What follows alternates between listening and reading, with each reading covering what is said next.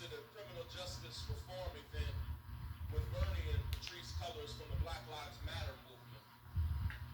And it was so warm. It was so warm and beautiful outside. But in that event, I got the wonderful opportunity to introduce Bernie. And after I introduced him, his wife Jane and his son came up to me in tears. And they said something to me that I have never said out loud until now. They said, Shaun, all these years, we've never heard these stories that you told about our Bernie. I could hardly believe it.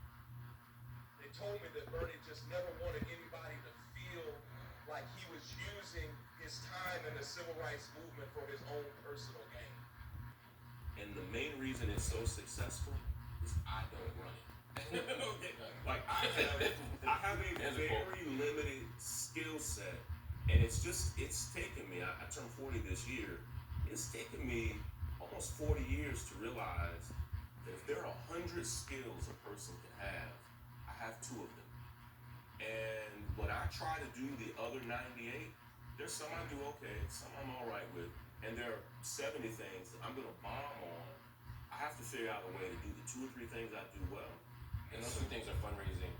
Well, I mean, there are a couple things: fundraising and getting people connected to an issue. Right. Let me ask you the fundraising. And the flip of that is, and I mean, I had Colin Kaepernick and I talked about this at great length.